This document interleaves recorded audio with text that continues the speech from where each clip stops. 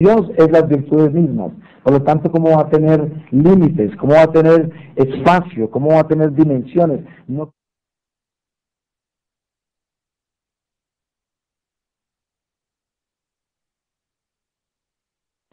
Muy buenos días. Primero le doy gracias al Señor. ¿Cómo está el nivel de la voz? ¿Me pueden oír bien?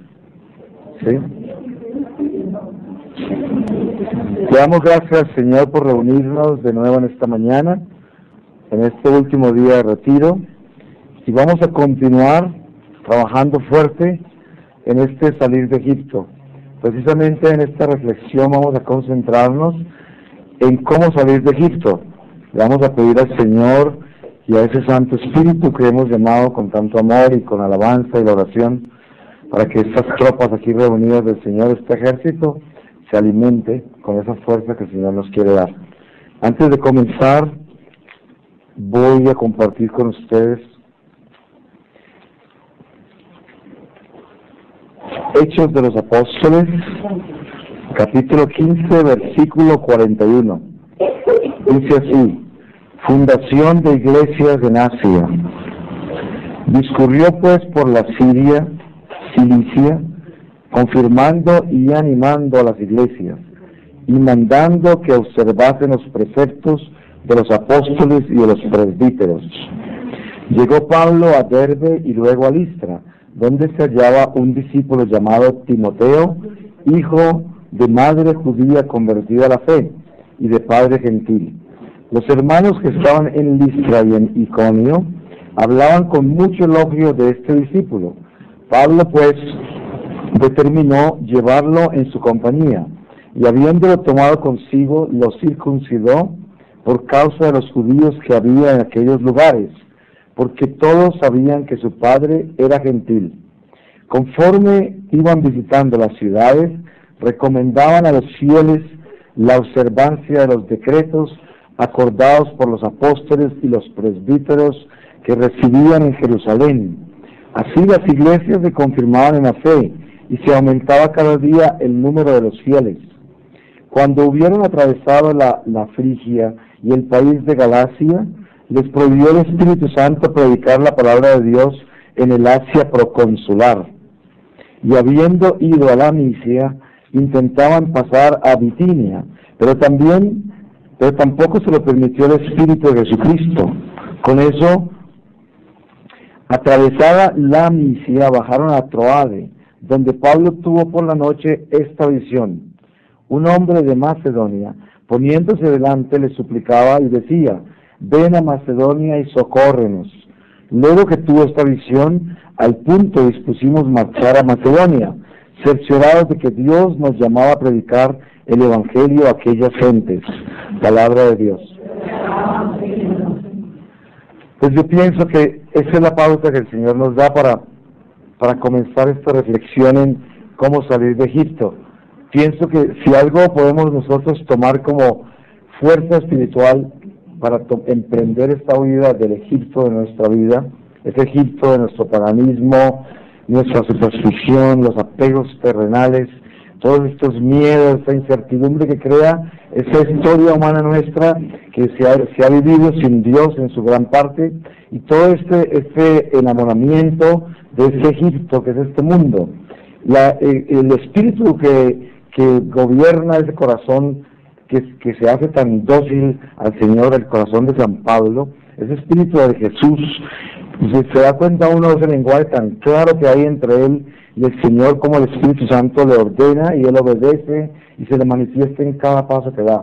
Pero ellos siempre están en esa huida de Egipto, siempre están arrastrando con ellos a todos los que están sumergidos en Egipto, metidos en el mundo, y van. Y ese hombre de Macedonia en la visión los llama para que los socorra. Pero ¿cuál es el llamado? El llamado siempre es a que los saque del mal, a que los saque de la oscuridad, a que los saque del pecado, a que los libere, a que los sane. En medio de todo eso vienen las angustias humanas, que es la relación primaria con Dios, que el hombre quiere ser sanado del hígado y de la cabeza y de su economía y de sus amores terrenales. Pero este es el divino amante que primero trae al hombre pidiendo cosas temporales que son mortales, y el hombre centra toda su atención en esas cosas que prácticamente no son tan importantes como lo es la salvación del alma. Pero Dios, en su infinita misericordia, nos deja a nosotros primero centrar esa relación con Dios en esas necesidades primarias y finitas. Pero la realidad es que la fuerza del apóstol está centrada es en elevar al hombre por encima de esa humanidad elemental, de todo lo que es el ser inferior, de todo lo que es transitorio y mortal. Entonces, la salida de Egipto se centra en ese encuentro que tuvimos ayer en el pórtico de Salomón, que es uno saber que a pesar de tener la sabiduría de Dios, como podemos tener a nosotros por los sacramentos conferidos, y especialmente la fuerza de la Eucaristía, y la fuerza de ese sacramento de la reconciliación que nos prepara para esa Eucaristía. Sin embargo, para que esa divinidad se pose en nuestro corazón y actúe firmemente en santidad, se necesita una decisión determinante de dejar todo Egipto, dejarlo todo, absolutamente todo. No se puede tener ningún compromiso. O sea que la rotura con esas relaciones con el mundo, la rotura con esas relaciones con las raíces que nosotros hemos arraigado en este recorrer terrenal, donde el hombre, al descubrir el mundo terrenal, el mundo material, lo primero que hace es empezar a salirse de adentro y prenderse de afuera, porque es un instinto de conservación. Ese es el efecto del pecado original. El hombre descubre su vida en este mundo, no lo entiende, obviamente, está en un enigma, como lo dice San Pablo, mirando todo como en un espejo, viendo todo todavía como por un velo. Entonces el hombre trata de manifestar ese no entender prendiéndose las cosas materiales. Es como el ahogado que se prende del lazo y trata de prenderse de eso. Entonces, entre más ahogado se sienta por el misterio de la vida y menos se prenda a la fe, que resuelve el misterio de creer en lo que no se ve y aceptar en fe lo revelado, y el hombre se prende entonces de lo que se le revela a sus propios instintos y sentidos humanos, que es lo material, lo tangible. Entonces se empieza a desocupar de sí mismo y se empieza a ocupar de lo material, que es lo ilusorio, lo transitorio, lo que no tiene vida propia. Entonces, ¿qué pasa? El hombre se empieza a prender de Egipto, y al prenderse de Egipto se prende de símbolos, se prende de ídolos, se prende de ideas, se prende de incertidumbres y miedos, se prende de circunstancias, se prende de estrategias, de planes, se prende de metas, se prende de toda clase se prende la cultura, la educación, la tradición, todo eso que hablábamos ayer. Y entonces, ¿qué sucede con ese hombre? Ese hombre se llena de lo tangible y se desocupa de lo intangible, de lo invisible, de la verdad. Porque como dice el apóstol, lo que es real es lo que no vemos. Lo transitorio que vemos va a pasar, se va a desaparecer. Y si nos prendemos de eso, pues no vamos a poder trascender a lo que es real. Pero eso no quiere decir que con eso vamos a negar lo que vemos y nuestra vida transitoria. Porque estos son como los cohetes de propulsión para que el alma pueda subir al cielo. O sea que es importantísimo preparar el fuego de este instrumento, que es el que nos lanza al cielo, que es el instrumento material. Pero para que ese instrumento tenga fuego y la fuerza para lanzarnos al cielo desde esta plataforma terrenal, entonces tenemos que establecer el combustible apropiado, y este instrumento se debe establecer con fortaleza para que resista el empuje del momento del desprendimiento, que es el momento de la muerte, y se pueda elevar esa alma. Ustedes han ido a un funeral cuando llegan a la iglesia y hay un ataúd y se está celebrando pues esta despedida del muerto, y a veces parece como si algo se hubiera hundido. Hay un estado lúgubre allí y una oscuridad, y parece que alguien se hubiese hundido. Nadie está mirando para arriba y no se siente un gozo espiritual en ese entierro.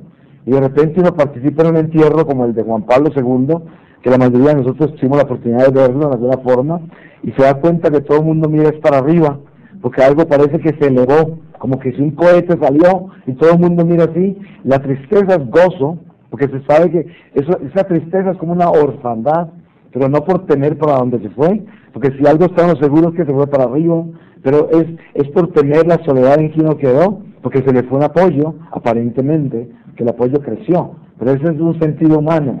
Pero ese es el ejemplo. El ejemplo es que para nosotros poder elevarnos como cohetes al cielo, necesitamos preparar estos propulsores. Y estos propulsores están centrados en una relación con Dios. Porque el único que nos puede dar la fuerza y el combustible para poder encender estos propulsores es el Espíritu Santo.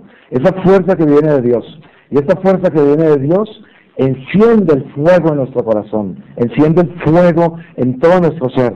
Y eso es un proceso, porque miren que ustedes ven en algo, un ejemplo paralelo que es muy humano, muy material, como el lanzamiento de un cohete. Si ustedes estudian con detalles la preparación que tienen para lanzar un cohete, para lanzar un shuttle de esos que llaman, fíjense ustedes todo lo que tienen que hacer, y se demoran tiempo, y el día que está todo listo, porque lo prepararon minuciosamente para que nada vaya a fallar, y algunas veces falla, porque eso es lo que sucede con seres humanos que se amparan en la religión y no cuidan de todos los detalles vitales y primordiales del lanzamiento, que es lo que se va a desprender. Y a veces hay fallas mecánicas, lo llamarían a nivel humano, pero a nivel espiritual se llamarían fallas de humildad, ¿cierto? Fallas de virtudes que están desnutridas, que uno no le puso cuidado. O sea, hay gente que se ampara en la religión y en la ley como el fariseo, y es una persona muy religiosa, pero para poder elevar esa alma tiene que ser espiritual, tiene que trascender su religión, tiene que trascender la ley, tiene que trascender la tradición, tiene que trascender todo lo que el hombre ha recibido como una instrucción, como un mapa para elevarse. Porque el hombre, como dice San Pablo, tiene que ser del Espíritu. Porque si continúa siendo la carne, no se eleva, no puede elevarse. Entonces, cómo salir de Egipto comienza con la obediencia. Para salir de Egipto se tiene que ser obediente, pero no obediente a Egipto, sino obediente a Cristo. Esa es la obediencia a Cristo nuestro Señor. Ahí es donde está la verdad, el camino, la vida. Escuchamos siempre estas palabras, las escuchamos, pero es que tenemos que trascender los sentidos.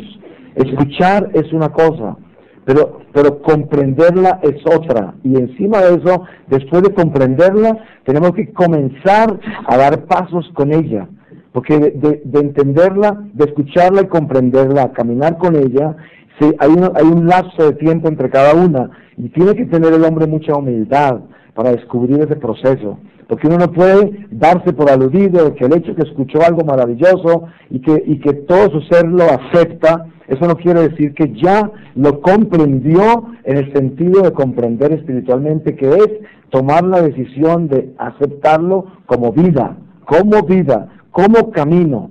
Porque mire, cuántas personas van a misa y escuchan el Evangelio. Hay santos que se han transformado escuchando el Evangelio. Tenemos padres de la iglesia que pasaron por eso. Pero cuántas personas escuchan el Evangelio, lo sienten y hasta lloran. Yo veo gente arrodillada llorando en Semana Santa, apasionadamente llorando por el dolor de lo que ven, lo que sienten, por la historia. Pero se paran de la Semana Santa y siguen en Egipto, igual, con los mismos ídolos, con la misma superstición y los mismos apegos. Pero ¿qué sucede? Porque es que han escuchado y quizás han hasta comprendido, pero no han tomado la decisión de caminar con esa verdad. Y por eso se llama el camino, la verdad y la vida. Esos tres elementos tienen que estar en cada paso del proceso de ese revestimiento del espíritu a la carne. Tiene que haber una decisión precisa que lleve a esa Trinidad. Esa Trinidad no es un accidente. Esa Trinidad es un elemento vital en nuestro camino hacia Dios, para espiritualizarnos. Tenemos que descubrir camino, verdad y vida en todo lo que hacemos. Cuando yo me levanto y pongo los pies sobre el suelo, tengo que descubrir camino, verdad y vida en este levantarme, inmediatamente. Porque si yo no camino en esa Trinidad, estoy dividido, estoy fragmentado, tengo secciones arregladas y secciones dañadas o negadas. Y por eso Dios nos da una pedagogía perfecta, pero no se puede descuidar el mínimo detalle como para lanzar el cohete. Es minucioso, es meticuloso, y para eso no se necesita tener inteligencia humana, para eso se necesita tener obediencia espiritual. Eso es lo que se necesita, porque aquel que tiene los oídos del espíritu abiertos por la obediencia alcanza a llegar a ser humilde un día, Y cuando llega a ser humilde, encuentra el camino directo a la santidad. Por esa razón, para que el cohete esté listo a ser lanzado, es porque ya está preparado en la santidad, en el camino santo que recorrió, para poderse completar en el lanzamiento, en la resurrección con Jesús, que es el que nos completa todo lo que nos falta, porque nosotros no podemos completarnos solos, no podemos. El hombre hace el esfuerzo, el hombre da todo lo que tiene, pero al final Dios completa lo que le falta, porque solos no nos completamos. Por esa razón, la gente se desmaya y se asusta cuando le dicen, tiene que ser santo para entrar al cielo. Pero ¿quién le dijo que usted solo lo iba a lograr? Y ahí es donde viene el orgullo y la pretensión. ¿Quién puede entrar al cielo? Todos van para el purgatorio entonces, porque ¿cómo puede ser uno santo? Pues es que no podemos ser santos nosotros por nuestros medios, pero el hecho es cuando usted tiene un amigo, un hermano, su mamá, en su familia de amor, verdadero amor de Dios, y ustedes viven bajo la sombra del Espíritu Santo, entonces los defectos humanos que hay entre nosotros se perdonan, se aceptan, no se alcahuetean la falta de batalla contra el defecto, eso no se acepta, porque sería omisión, pero sí se acepta de que una persona trabaja muy duro contra el defecto y no lo ha superado, y el defecto hiere y aparece de un momento a otro a castigar, pero la persona llora y se arrepiente porque no quiere ser así, como dice San Pablo. Ese mal que no quiero hacer es el mal que termino haciendo. Ese es un lamento de nuestra humanidad, de esta imperfección humana, de esta temporalidad, de esta mortalidad. Pero es algo que cargamos, es una cruz. Pero esa cruz con amor en la familia, con el amor de la familia que es de Dios, pues ese defecto se lleva con ese amor de Dios, en el cual siempre dicen, no te preocupes, yo sé que tú tienes ese problema, estás trabajando muy duro en él, me duele cada vez que con eso me castigas, pero yo lo acepto como parte de la purificación nuestra como familia. Esto es un diálogo espiritual caminado en la santidad. Quizás no es muy común, porque desafortunadamente en el mundo que vivimos, donde ha crecido más Egipto que la iglesia, entonces es muy poco común encontrar familias que viven buscando a Dios con una decisión real en la cual se tenga este tipo de diálogo. Pero es el diálogo del pueblo de Dios, es el diálogo del soldado de Cristo, un diálogo en el cual yo acepto mis errores y los errores de los demás, pero no acepto que no trabajemos contra ellos, eso no se acepta. Pero que hayan errores, pues claro, porque somos imperfectos, somos limitados, y lo importante es saber si el guerrero está peleando contra ese error, contra ese demonio, contra esa debilidad, contra ese vacío de amor, contra esa raíz, contra ese apego, contra esa herencia intergeneracional, como sabemos nosotros, venimos cargados, y arrastramos una humanidad vieja, mañosa, caprichosa, antigua, tan antigua como Adán y Eva, tan antigua como eso. Entonces, ¿qué podemos esperar? Que vamos a acabar esos caprichos así nomás, y que vamos a desencadenarnos de una carne vieja que tiene aquí tantos años como el momento en que fuimos desterrados. No se puede, pero sí se puede desencadenar el hombre de las influencias, de las tendencias de esa vejez, de esta carne mañosa. Se puede desencadenar. Porque una cosa es que mi padre ha sido ladrón y que de repente en mí puede haber una tendencia a robar sin yo darme cuenta, porque eso está en mí, es como una información que vino en mí, porque mi padre la tenía formada y marcada. Pero el hecho de que yo tenga esa tendencia no quiere decir que voy a actuar sobre ella. Es como una persona que tiene una atracción por el mismo sexo, ¿cierto? Para que esa persona sea homosexual tiene que realmente ejecutar un acto ilícito e impuro con otra persona del mismo sexo. En ese momento es homosexual. Pero el hecho de que tenga la atracción no lo hace homosexual, porque la ciencia humana atea predica lo contrario, dice que el hombre nació homosexual. Es como decir que yo nací ladrón. ¿Cómo van a ser ladrón? No puedo tener una tendencia a robar, pero precisamente el vicio es algo que está contra nosotros, pero está superado en Cristo nuestro Señor. Y entonces, ¿dónde está Cristo? Nosotros no podemos negar la divinidad. Si estamos bautizados, cada sacramento que tenemos, la fuerza del Espíritu, es precisamente para pararnos encima del vicio, con la divinidad de Jesús. Entonces, nadie nació homosexual, no, nadie nació ladrón. ¿Por qué? No puede. Si quiere ser ladrón, puede vivir las influencias del robo con que nació, eso es otra cosa. Pero fíjense ustedes, ¿qué influencia no tendremos nosotros? Tenemos la influencia de toda la historia humana. El hecho de que yo no sea Hitler hoy es por gracia de Dios, por pura gracia. El hecho de que yo no sea Judas Iscariote, por gracia de Dios, y eso que me toca trabajar muy duro para acabar con el Judas Iscariote en mí. porque también lo tengo. Y si no entendemos eso, estamos mal, porque no vamos a poder salir de Egipto nunca. Porque la realidad es esta, como siempre se habla, esta revelación de Dios santa, este libro santo, es la historia de un pueblo, pero un pueblo que es un solo cuerpo en el Señor y por lo tanto la historia de un alma. Entonces cuando uno lee estas escrituras, lea la historia de su alma, para que no se divierta mucho en la historia, porque si se sumerge en la historia, entonces todo el mundo va a quedar en la Biblia, pero no van a quedar en su corazón como si fuera la historia suya. Y resulta que la historia de las escrituras es la historia de mi alma. Acordémonos de eso. Es importante para poder salir de Egipto descubrir que en mí está Adán y Eva, que en mí está Caín y Abel, que en mí está un Abraham que se va en fe a una tierra que ni conoce. En mí está el Moisés y el Faraón, están los dos. Y en mí está un ejército valiente y el ejército traidor y cobarde. Y en mí también puede estar un Cristo vivo, o un Judas, pero bien fuerte. El caso es que esa es la historia del alma, las escrituras. Y por esa razón, cuando yo hablo de religión y cuando hablo de la ley, es porque el teólogo que no es espiritual nos puede dar en la cabeza con este libro y sabérselo de memoria. Y por eso la gente se impresiona con los predicadores que son tan brillantes con la ley. Pero eso, la ley sola no nos salva, como dicen, esto es por encima de la historia. La historia es que esta es mi alma, y para poder yo elevarme al Espíritu, tengo que llevar la palabra de Dios a que actúe en mí, porque yo soy Eva y soy Adán, soy Caín y soy Abel, soy el Faraón y Moisés, y para que eso actúe en mí, tengo que definirme perfectamente como ser humano en Dios, y no en mi humanidad, porque en mi humanidad soy polvo. Entonces, si me defino en Dios, en ese momento comienzo a elevarme por encima de los elementos primarios, por encima de mi naturaleza inferior, y empiezo verdaderamente a desprenderme de Egipto. ¿Cuál es el desprendimiento total de Egipto? El momento de la muerte. Pero para esto tenemos que entender algo. Cuando el hombre está preso bajo rejas y reconoce su crimen, ese hombre ya está libre. Cuando el hombre está preso bajo rejas y no acepta el crimen y no acepta la condena, ese hombre está preso aunque lo suelten. Así lo suelten, sigue preso. Porque él está preso por el pecado. Porque está el hombre en la cárcel, porque cometió un pecado y lo arrestaron, ¿cierto? Si el hombre no reconoce su pecado y se arrepiente, pues aunque lo suelten, sigue preso, porque está preso del pecado.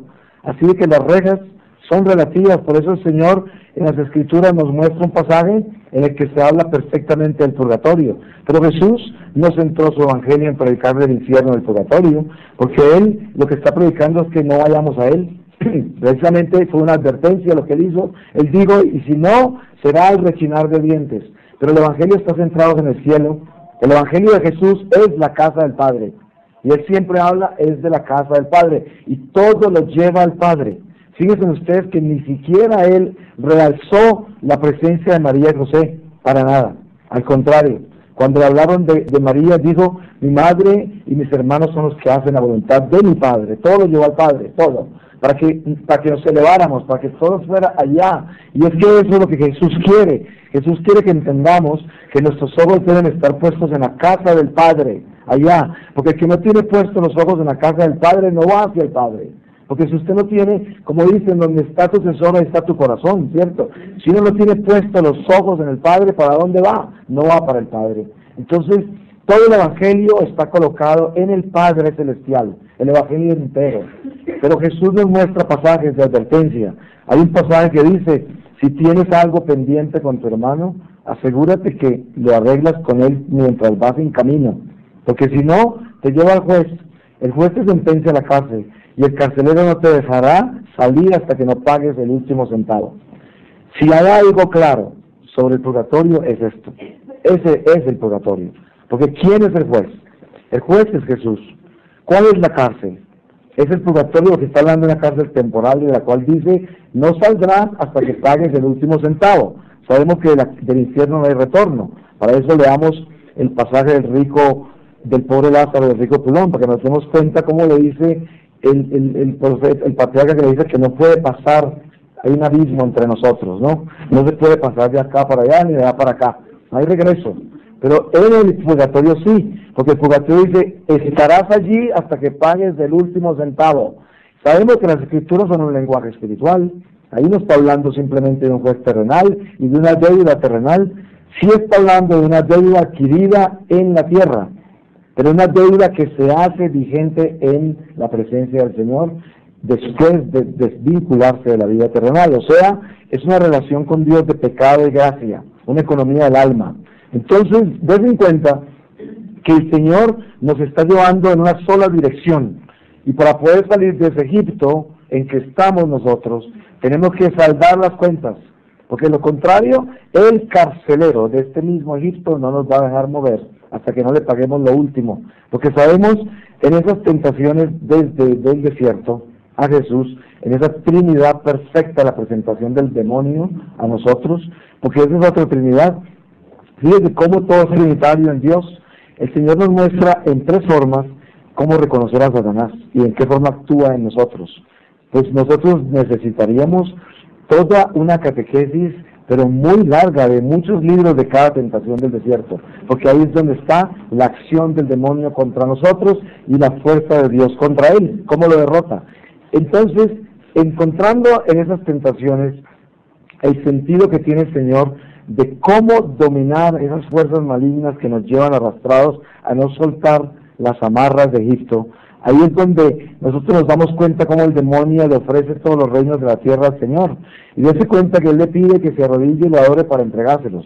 Entonces, las amarras de Egipto son las relaciones directas que tenemos nosotros con las cosas materiales, con nuestra propia existencia temporal y con nuestras ideas que tenemos de Dios. Esas son las amarras con Egipto. Porque ayer les hablaba yo de un fenómeno que hay en la Iglesia Católica hoy, que es un fenómeno protestante, que es el fenómeno de la liberación y la sanación. Mire, en el Evangelio la palabra sanación tiene que ver con reconciliación, o sea, el hombre se arrepiente y queda sanado. Por la presencia de Jesús entre nosotros en su vida pública, Él sanaba gente que ni siquiera se había arrepentido todavía, como los ciegos, los leprosos y todos esos. ¿Pero qué es? Es la presentación de la divinidad hecho hombre, ¿cierto? Pero Él siempre dice, vete, tus pecados han sido perdonados, no peques más o cosas peores te pasarán. Entonces, ¿qué está haciendo Él? Enseñando, esa es la pedagogía. Pero han pasado ¿cuánto tiempo? 2000 años. ¿Ustedes creen que nosotros somos el ciego de Jericó? ¿Ustedes creen que nosotros somos el paralítico de la piscina de Bethesda? ¿Ustedes creen que nosotros somos el Lázaro que se murió y fue resucitado? No, nosotros estamos ya con una historia de Paráclito, de Espíritu Santo de 2000 años. No tenemos por qué estar atrapados en un estado en que no sabemos de que tenemos que arrepentirnos para sanarnos. La sanación no viene simplemente de yo ir a un congreso de sanación y allí por la oración de todo el pueblo de Dios que alaba al Señor, me sano yo sin arrepentirme.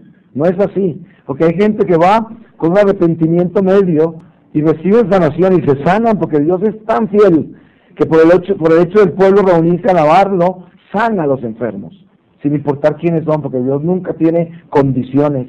Cuando dos o más se reúnen en su nombre, el Señor está en la mitad de nosotros y concede lo que el pueblo le pide, inclusive estos infieles que están ahí y toda esa gente. Pero ¿qué se ganan con sanarse así?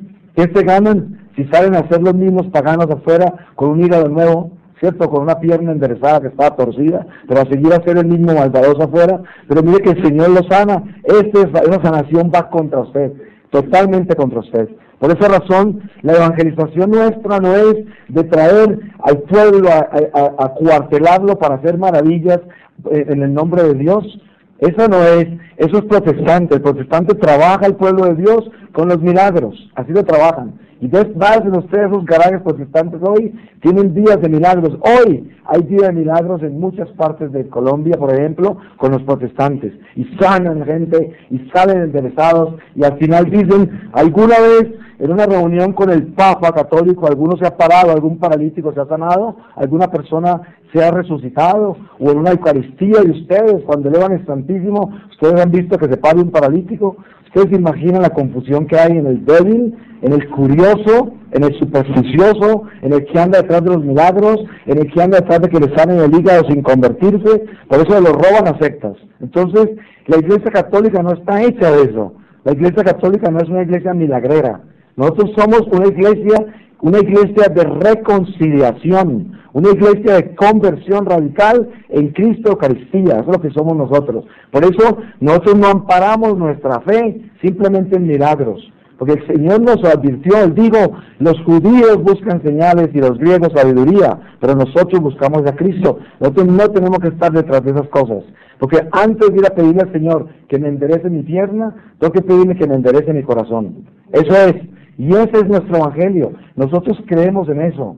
Dese en cuenta que hoy, ¿qué se gana usted con sanar a una persona con oración cuando usted no va a estar allá para darle mantenimiento? Esa alma necesita mantenimiento. Esa persona se queda en convalecencia. Una persona que es sanada por la fuerza del Espíritu Santo en oración necesita mantenimiento espiritual porque queda en convalecencia. Queda en convalecencia. ¿Y quién la va a atender? Si nadie la está evangelizando como se debe, sino que están esperando el próximo congreso para que lo sanen otra vez, o le sanen la mamá, pero ya traen a otro, ¿cierto? Entonces, ¿qué? Pues es un buen negocio al final, porque eso lo hace muy popular a uno. Fíjense ustedes, yo les decía, si un sacerdote anuncia una misa de sanación, se llena la iglesia. Y si simplemente dice misa de 7, llegan 3 gatos, ¿cierto? ¿Por qué? Porque no conocen a Jesús de Eucaristía, no lo conocen. Y es verdad, mire, la iglesia tiene carismas. El Espíritu Santo nos ha dado regalos, especialmente en estos tiempos. Vivimos atrapados en un mundo pagano, en un Egipto gigantesco, que cada día es más grande la bestia, y sabemos eso. Por eso la bestia marca. Antier estábamos hablando en una de las conferencias, les contaba yo, que la bestia nos marca, nos va marcando. Dios nunca marca. Tú sabes que nada de Dios tiene marca, porque Dios nos da libertad. Dios no le pone propiedad a nada y todo le pertenece a Él. O sea, Él es el divino amante, el divino amo, el rey. Él no marca a ninguno de sus servidores para nada, los deja libres, escasamente nos llama por nombre, ¿cierto? Porque Él es un Dios bondadoso y misericordioso. El que marca es el demonio, marca, como el perro marca con el orín en su territorio, así el diablo marca las almas.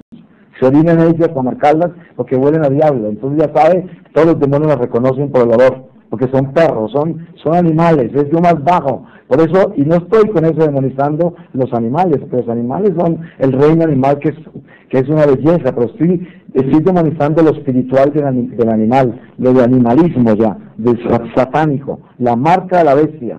Pero des en cuenta que cuando nosotros tenemos eso en conciencia propia y descubrimos en nosotros que nosotros no estamos marcados más que por la sangre de Jesús, que eso se llama un baño, el baño de la sangre del Señor, que es un sello, que es el sello de la gloria, que es lo que nos certifica a nosotros que nuestros nombres están escritos en el libro de la vida eterna, la más grande alegría, el más grande júbilo de ser cristianos y estar salvados ya, si nosotros obedecemos a lo que se nos ha revelado y a lo que se nos ha dado gratis. Entonces, ese sentido espiritual es el que debemos nosotros abrazar en nuestra fe católica, que es no buscar un Dios milagrero, sino buscar un Dios transformante, un Dios que transforma y que nos convierte en seres santos y en seres que buscan la perfección. En apóstoles, en soldados, en seres que dan la vida por el Señor y que no están todo el día buscando que les enderecen la pierna, sino que están disparando las armas que Dios les dio, sin importar si las piernas están torcidas. Ya eso es del Señor, si el Señor quiere. Mira, Moisés nunca le enderezó su voz para que hablara, puso a hablar a Aarón, a su hermano, y a él me lo sanó, siendo un profeta, el profeta de los profetas, uno de los más grandes, porque él dice que el más grande es Juan Bautista, pero miren ustedes que Moisés, que era, según se puede interpretar, parece que tenía problemas de voz, como tartamudo, quién sabe. Él decía que no podía hablar bien, pero o era tímido, uno nunca sabe qué problema tenía. El caso es que él no podía hablar bien, pero el Señor no le dijo, no te preocupes que yo te pongo a hablar bien. Eso no dijo, ¿cierto? Simplemente le puso a otro a hablar por él. Pero ¿cuál es la enseñanza del Divino Maestro? ¿Se dan cuenta ustedes que no es un ministerio de sanación solamente? Si fuera un ministerio de sanación, Moisés hubiera sido sanado entonces, porque si ese es el camino a Dios, enderezar este cuerpo, este esqueleto, para que pueda producir mejor. No, Moisés con lo que tenía torcido así lo llevó a ser un gran profeta.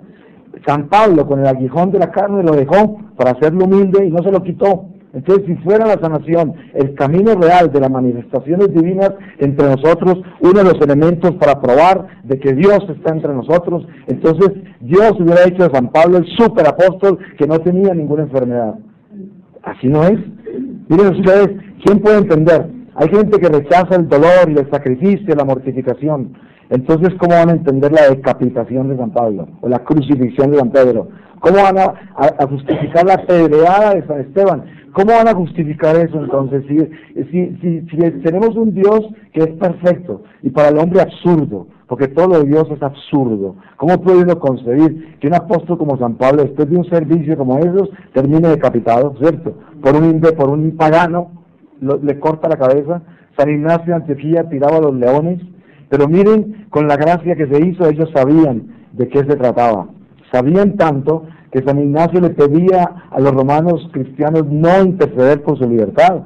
Y él se fue corriendo hacia los leones, vestido de obispo, cantando. Y ese día se convirtieron más romanos que nunca en la historia del circo.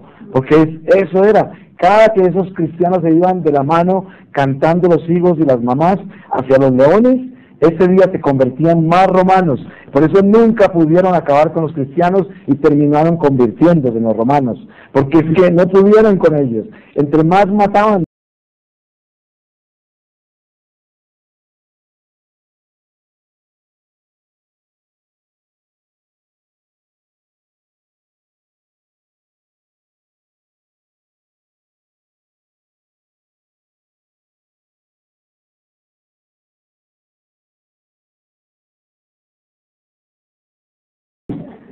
Ese no es el Evangelio.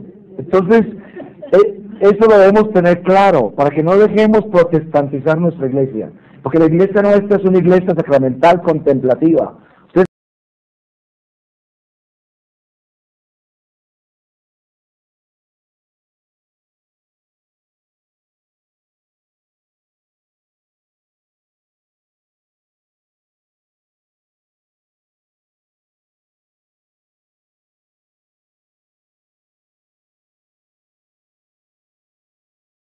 toda clase de escándalo con pitos y panderetas y tambores, eso está muy bien, pero cuando estemos dentro del templo, en el misterio más grande que es el misterio de la transustanciación, estamos hablando del silencio del lenguaje de Dios con su alma.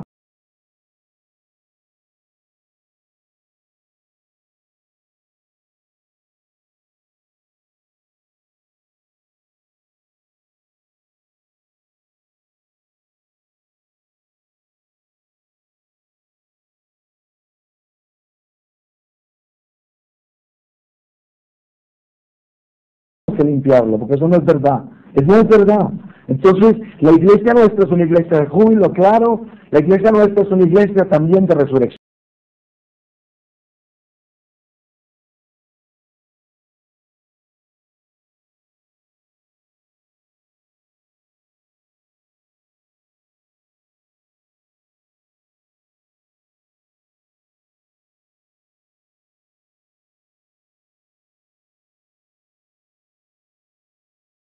Pero cada tiene su lugar, cada acción, cada actividad tiene su lugar. Y esas cosas las debemos tener claras. Mire usted que ahora tenemos hasta misotecas. Ustedes han oído hablar de eso, misotecas.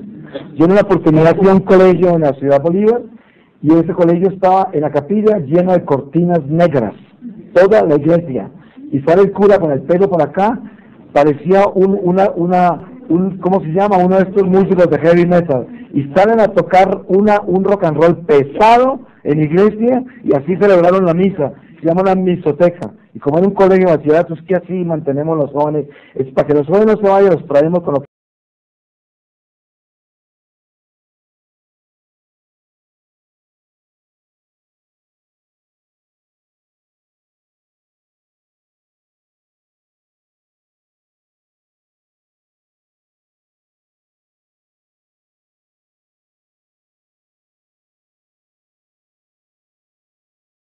del Egipto, del Cristo en Egipto y del Cristo del cielo que tenemos nosotros. El Cristo de Egipto es un Cristo milagrero, es un Cristo de la abundancia.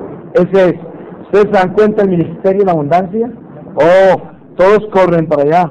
Hoy a las 5 tenemos Ministerio de la Abundancia. Llegan la prosperidad, exacto. Entonces, corre la gente, la prosperidad. Entonces, entre más dejen la canasta, más se multiplica, ¿cierto? Más la prosperidad. ¿Cuál? ¿Ustedes se imaginan? ¿En alguna parte del Evangelio han leído ustedes el ministerio? ¿En alguna parte? ¿En alguna parte? Mire, el mapa que tenemos nosotros de la iglesia es perfecto. Nuestra iglesia es santa. Nuestra iglesia es perfecta porque es una inspiración directa del Espíritu.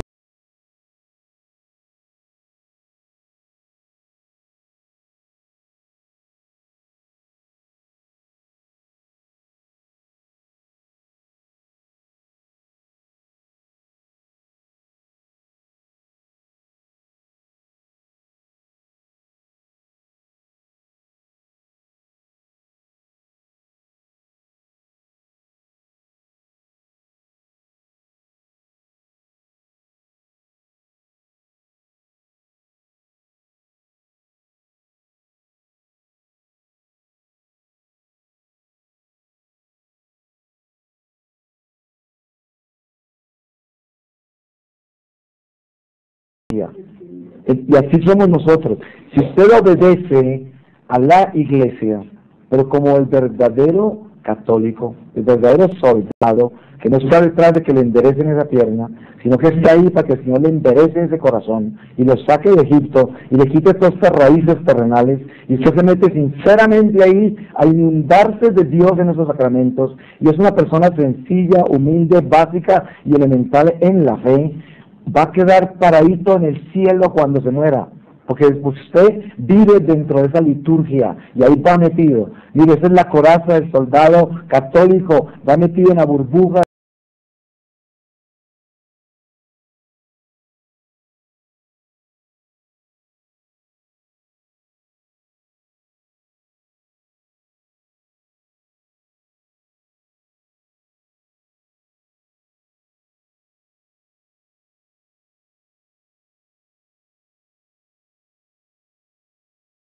Y vive abrazado a todo ese tesoro de la iglesia en general. Entonces no necesita absolutamente nada más. Si el Señor quiere enderezarle algo, se lo endereza, solo por el hecho de estar dentro de esa burbuja santa donde habita el Espíritu Santo. Y esa es la realidad de un católico que verdaderamente está caminando en obediencia. Esa es. Lo bueno del obediente es que nunca pide nada, sino que obedece, pero sí se reporta todo lo que le pasa. Pero no, reportar no es pedir. Reportar, cuando uno se acerca al Señor a orar, le dice: Señor, te doy gracias por el don de la vida, por todo lo que has hecho en mi vida, por todo eso. Hoy me aqueja una duda, me aqueja un miedo, una incertidumbre, y me aqueja esta pierna torcida, y me aqueja esto y lo otro. Pero esto es un reporte que le da el Hijo al Padre. Pero no le está diciendo: Señor, ¿y la pierna que un mes ya, 3 años, peregrinaciones, 50 novenas? Y yo, nada, ¿cuándo? ¿Hasta cuándo? Como decía el padre ayer, dije, ¿hasta cuándo? ¿Cierto? Sí, de verdad, es increíble. O sea que fíjense la diferencia entre esos dos, la diferencia entre esos dos, el que viene por el milagro y el que habita en la liturgia, son dos personajes totalmente diferentes. Nosotros no somos cristianos de parqueadero, ni de garaje, ni de bodega.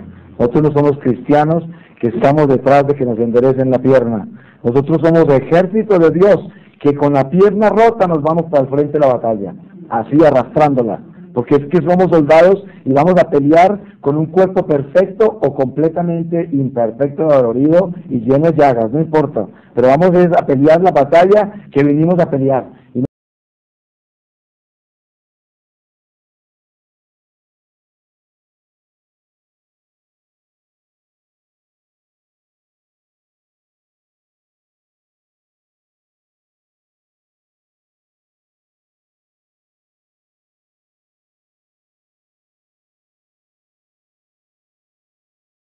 El verdadero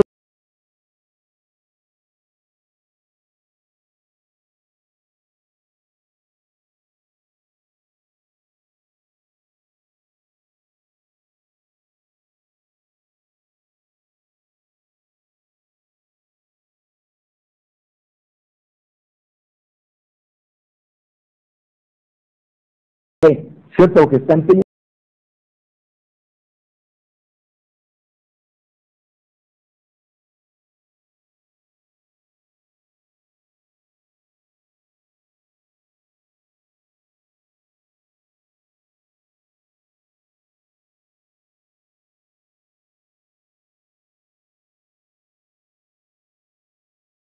Me quitan muchas cosas, yo no quiero carga, yo no quiero, de pronto me tomo ese trago de agua y me quita velocidad, yo no la necesito, sigo así. Entonces, esa es la carrera que nosotros vamos a correr, esa es. Nosotros estamos camino a la casa del Padre, y cuando uno tiene los ojos puestos en Dios así, puede salir de Egipto. Esa es la única manera para salir de Egipto, no hay otra forma. Dios nos saca de Egipto en esa forma, invitándonos a nosotros a llevar una carrera fija, precisa, siguiendo esa torre de luz que es el Espíritu Santo, representado en todo lo que nos reveló a través del Señor Jesús. Y eso bastaría, porque es tan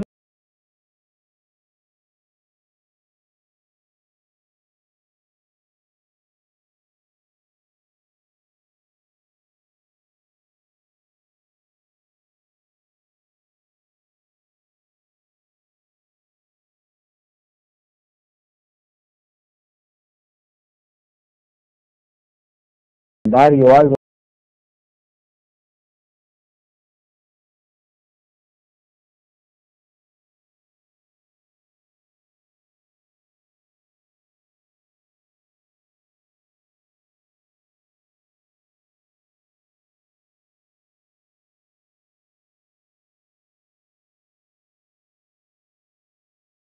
Muchas iglesias llenas de telarañas es donde se va a encontrar su verdadera conversión, ¿cierto? Porque de pronto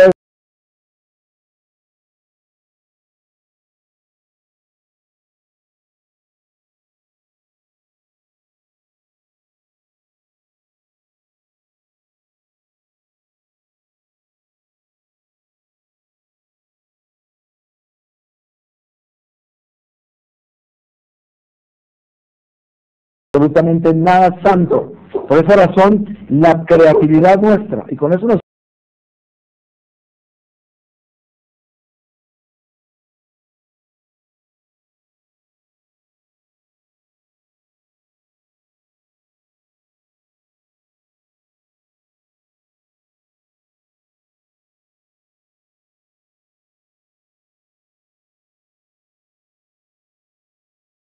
limpiarlos por dentro, porque después lo de afuera es lo de afuera, y lo de afuera viene después.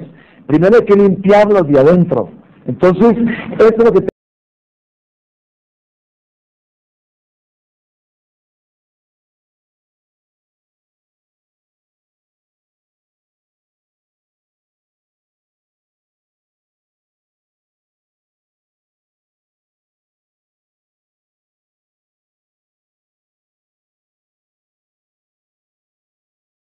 en vez de virtudes tiene vicio, porque la virtud no puede ser segregada, eso fragmentada. Una virtud es virtud porque es infinita, porque es Dios mismo, que Dios es las virtudes mismas. Por lo tanto, ¿cómo va a tener límites?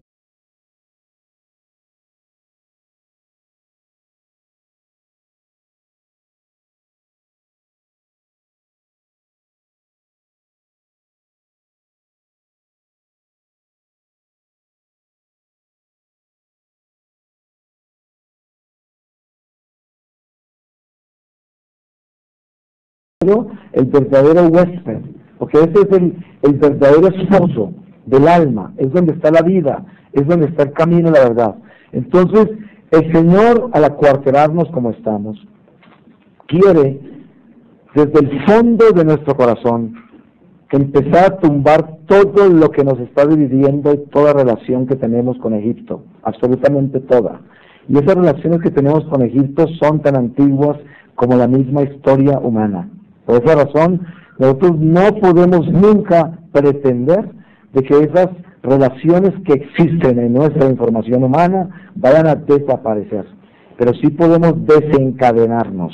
Eso es muy diferente. Porque uno puede desencadenarse. Es como decir, yo fui apuñaleado por mi hermano, acá, y tengo una cicatriz así de grande, acá. Y tengo fuera de eso mi brazo un poco torcido. Yo puedo llegar hasta perdonar a mi hermano hasta el punto que no tengo nada de resentimiento contra él. Ese es un desencadenamiento de ese acto. Pero volver a enderezar el brazo y quitar esa cicatriz, ¿cómo hago? ¿Cierto? Eso no es lo que yo voy a hacer para que todo se sane.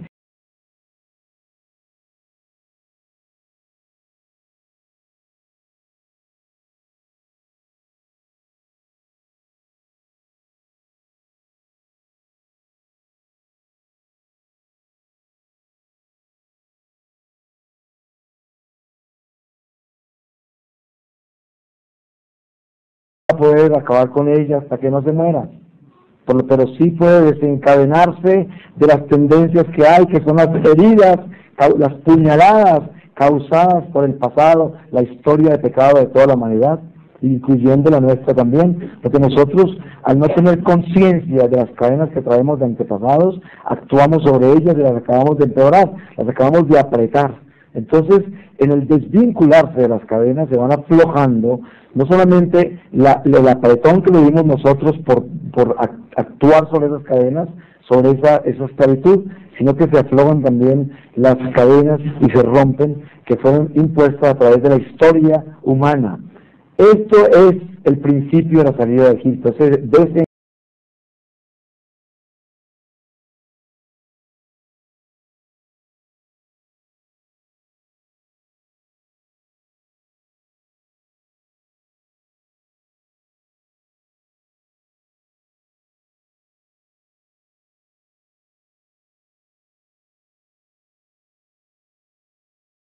Usted tiene un gran secreto con alguien, esposo con esposa, tienen un secreto y no lo cuentan porque tienen miedo, el miedo de perder su esposa, el miedo de perder su esposo, y el día que lo cuentan descansan, y muchas veces pasan cosas horribles a nivel temporal. De pronto una persona queda con una venganza, el otro queda resentido, a veces se dañan hasta los matrimonios, pero en el fondo el alma quedó en paz, porque el alma contó algo que tenía que ser contado, algo que si no lo contaba en vida, tenía que presentarlo ante el tribunal del Señor y podía ser un doloroso purgatorio. Y por pura gracia de Dios abrió esa puerta, que de repente le causó perder su vida, porque eso es lo que dice el Señor: si pierdes tu vida, la ganas. ¿Qué es perder la vida? Es hacer lo que tengo que hacer aunque pierda lo que tengo. Eso es perder la vida. Puedo perder mi imagen, una relación humana, cualquier tipo de situación humana la puedo perder, pero estoy en la verdad. Y esa verdad me hace libre. Y ya no tengo esa pesadez en mi corazón de tener ese secreto que me carcome y que me persigue. Entonces, la libertad del hombre está amparada en esas decisiones. Esas decisiones son definitivas en nuestra vida. Tenemos que tener el valor de no temer a perder.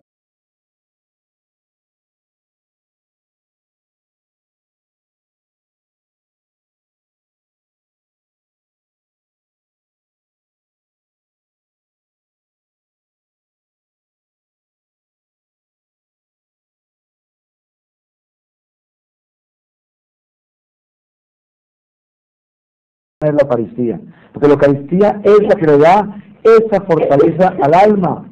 Por eso les decía yo y les repito hoy, solo la Iglesia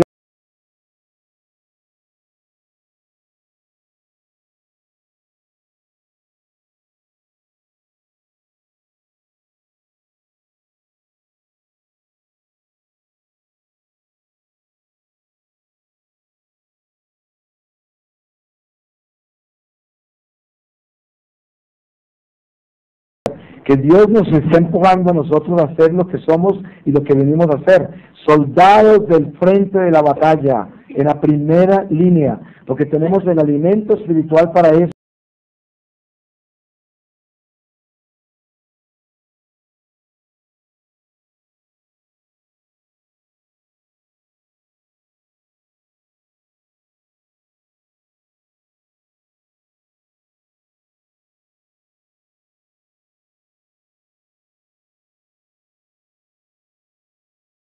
Tenemos hijos, ¿y qué voy a hacer si no sé qué? Si somos socios, si tenemos un negocio de 30 años, de 20 años, pues ¿qué voy a hacer? Entonces usted prefiere estar contra Dios porque no quiere perder su propia pequeña vida y beneficios temporales, que es ese afecto humano que le da al otro, que es ese falso hogar que le está dando a sus hijos. ¿Cómo puede llamar hogar un lugar donde no tiene la bendición y el sacramento de Dios? No se justifica.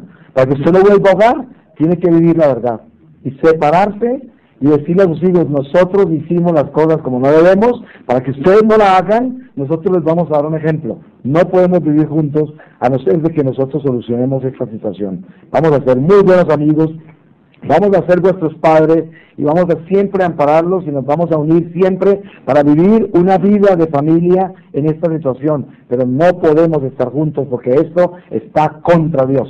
Esto es, y esto no hace muy popular al predicador, porque usted sabe que desafortunadamente el evangelio está negociado. A veces va uno donde sacerdotes, con todo el respeto por el padre que está acá, pero él me entiende, pero va uno, sacerdotes que están peores que uno, le dicen: no te preocupes, que el Señor te ama. Él sigue ahí, porque ¿cómo van a dañar a esos niños? ¿Cómo van a acabar con ellos?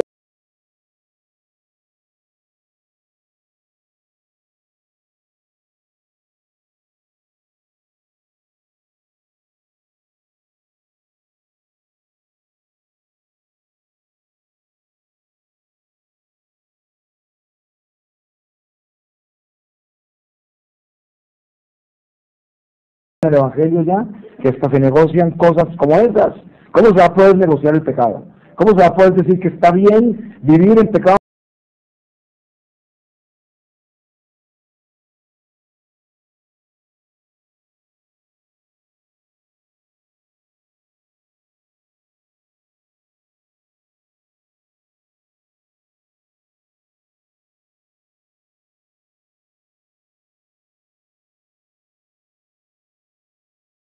En la comunión espiritual. Hay gente que piensa que estando en pecado mortal puede hacer la comunión espiritual.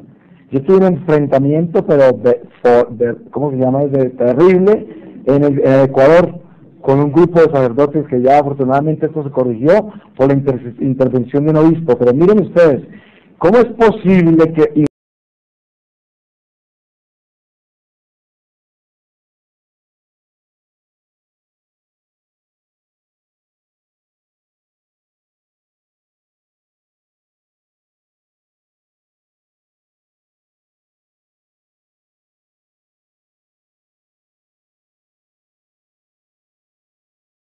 porque está lejos en una finca remota por allá y no puede? Entonces recibe una comunión espiritual, pero para recibir comunión espiritual de directa tiene que estar en gracia de Dios. Por eso fíjense ustedes cómo se ha debilitado la iglesia y cómo empezamos a negociar para contentar la gente, para tener más gente en el templo. Y lo que trae es una cantidad de monstruos a la iglesia, a dañar el catecismo y a darle mal ejemplo a los niños. Entonces una niña que está fornicando viene a la iglesia y viene: yo te recibo, Señor, espiritualmente, porque como tú sabes, yo no puedo recibirte la Eucaristía porque tú sabes. Entonces espiritualmente, usted se puede imaginar qué necesidad tiene ya de confesarse y de cambiar su camino de pecados y puede comulgar espiritualmente en pecado mortal. Ese es el mismo diablo que mete esos goles. Pero esas cosas no son así. Esas cosas no son así. Mire, por esta razón matan a los profetas, por esto. Porque el profeta nunca admite nada, absolutamente nada, porque muere por su propia boca. Porque el día que usted venga a predicarle a la humanidad para acomodarse a ellos, para satisfacerle a ellos, es mejor que le pongan una piedra y lo tiren al mar, como dice la palabra. Porque ay de mí, si vengo acá a predicar un evangelio mediocre, negociado, para que ustedes vuelvan, para que me aplaudan y me quieran y me aceptan, porque yo les acepté vivir en esa morbosidad en que viven, en ese paganismo, en esa degeneración y en ese tipo de negocios malos que tienen con la fe. No se puede. Nosotros tenemos que ser valientes. El diablo existe, el infierno existe, el pecado nos mata, y el que vive torcido se queda y se pudre, y esa es la verdad. Y Dios no se negocia a medias. Nosotros tenemos que ser valientes y verdaderos. Si vamos a ser de Dios, tenemos que ser de Dios. Mire usted, un ángel de la guardia no queda activo y parado a su lado si usted es una persona obscena, vulgar. Así puede ser un gran católico. Yo he conocido gente que pretende ser muy buena católica o muy buen católico y salen unas vulgaridades de su boca. ¿Cómo puede pretender que un ángel esté parado ahí? ¿Cómo puede pretender? se esconden, vuelan lejos, la gracia se va. Uno no puede ser parcialmente de Dios. Le toca corregir todo, absolutamente todo, hasta su forma de caminar. Y no estoy exagerando. Porque mire, a veces la forma de caminar es pecaminosa. A veces la forma de expresarnos es falta caridad. A veces la forma en que nos decimos es agresiva, seductora o maligna. Hay muchas cosas que hacemos que no están con Dios. Y para nosotros ser de Dios, tenemos que ser de Dios. Dios es todo. Todo. Pongan a pensar esto. Si Dios es todo, si yo tengo que ir a Dios, tengo que ir con todo. Con todo. Porque no puedo ir parcialmente donde Dios, porque Él es el todo. Y en el todo solo habita el todo que es Él, que es todo. O sea, yo no puedo llevar un pedazo de mí. Así no, uno no se puede fragmentar con Dios. Dios nunca estará en mí si yo tengo mi corazón dividido. Porque Dios es un Dios celoso. Y Él nunca habita un corazón dividido. Por eso la gente a veces se atormenta toda, porque no le salen las cosas bien, y oran, y hacen cosas, y esto, pero es que no le han entregado todo al Señor, no le han entregado todo. ¿Cómo esperan tener paz? ¿Cómo esperan tener gozo? ¿Cómo esperan tener esperanza? ¿Cómo esperan que sus oraciones tengan algún efecto en algún lado, si todavía tienen la mitad de su vida metida en el bolsillo, y la otra se la ofrecen a Dios con miedo, la otra mitad, y a veces se la quitan, a veces le quitan todo al Señor, y se las llevan y juegan con ellos, y luego le devuelven un pedazo en una confesión. Eso no es. Mire que para nosotros podemos defender de los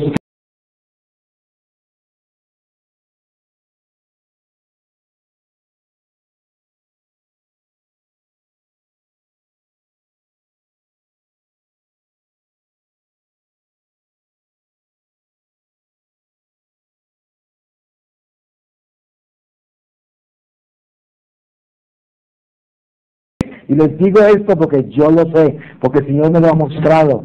Y entre más viajo por el mundo, entre esta iglesia católica nuestra, santa y poderosa, más triste me pongo viendo la ignorancia y el sueño en que se encuentran los católicos y la humanidad. El caso es este: estamos viviendo tiempos muy difíciles y muy tenaces. Y si nosotros no nos convertimos radicalmente, muchos de ustedes aquí presentes se van a perder si no se despiertan. Por esa razón, es el momento de despertarnos, no es momento de mediocridades. Tenemos que ser santos, tenemos que buscar la perfección y tenemos que dejar toda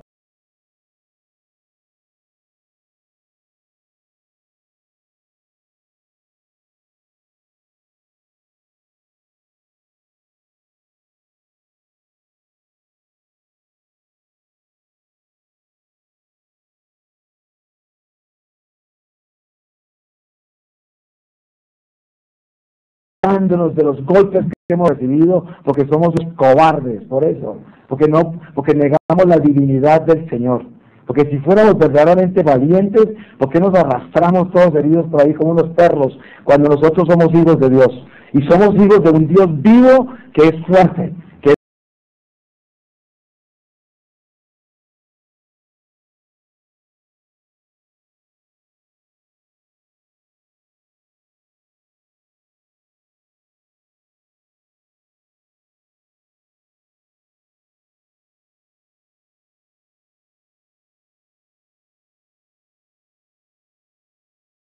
porque la realidad es esta: nosotros fuimos bautizados en Cristo, y Cristo es fuerza, fortaleza y vida, es camino y es verdad. Y si usted verdaderamente pertenece a Cristo, levántese de su miseria, levántese de tanta súplica y queja que tiene allí, de las heridas que arrastra, y póngase a pelear por las almas que se están perdiendo. Y mire usted todo lo que está encadenado de afuera, y usted vino a desencadenarlas. Usted vino, entonces primero quítese sus cadenas de ese amor propio y tírese a la batalla, al frente de la batalla, y entregue su vida por el Señor, porque el tiempo apremia, y como dice el apóstol, la noche ahora está avanzada, y ya viene ese amanecer de la presencia de Jesús al frente suyo, el comandante. Y usted no puede ser un traidor, un desertor o un cobarde. Tenemos que estar listos para eso. Y para terminar esta reflexión, le voy a pedir al Señor su santa palabra, para que con esta palabra, al leerla, sellemos todo lo que el Espíritu Santo nos ha dado acá. Y con ese sello podamos continuar nosotros. Y el Señor me lleva a leerles